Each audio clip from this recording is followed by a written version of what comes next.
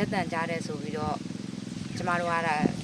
အထေးကကလေးတွေပါတိတ်နေပြောတဲ့အချိန်မှာပဲ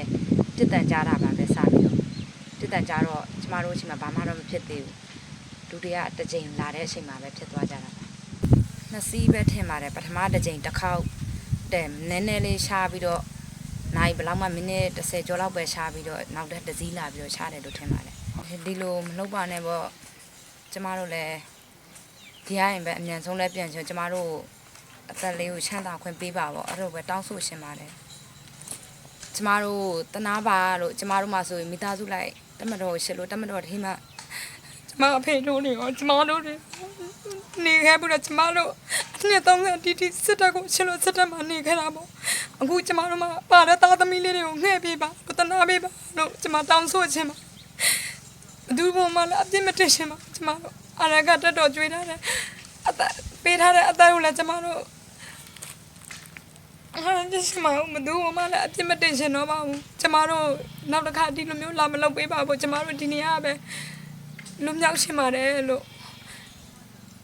ကျမအဖေလည်းတမထမ်းတော်လာကျမအကိုရောကျမအမျိုးသားရောစစ်သားကျမရဲ့မောင်ရောစစ်သားဒီမှာအကုန်လုံးဖမ်းခံတာမှာပါလာပါတယ်အဲ့ဒါအတွက်ကျမတို့တမတော်မှာဒီလောက်ထမ်းဆောင်ပေးထားတာဒါလေးကိုတော့ငှက်ညာတနာပြီးတော့မလုပ်ပါနဲ့လို့တောင်းပန်ရှင်းပါတယ်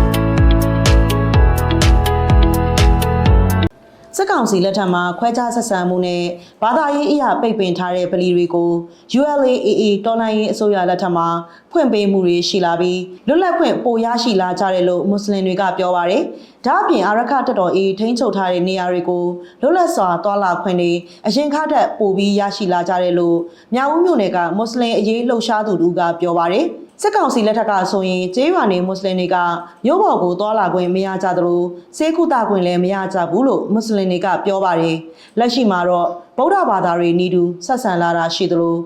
ဗလီတွေကိုပြန်လည်ပြုပြင်မွမ်းမံမှုတွေအရင်ကထက်ပိုရလာသလိုမြို့ပေါ်မှာလွတ်လပ်စွာသွားလာခွင့်စေကုသခွင့်တွေလည်းရတယ်လို့ဆိုပါတယ်။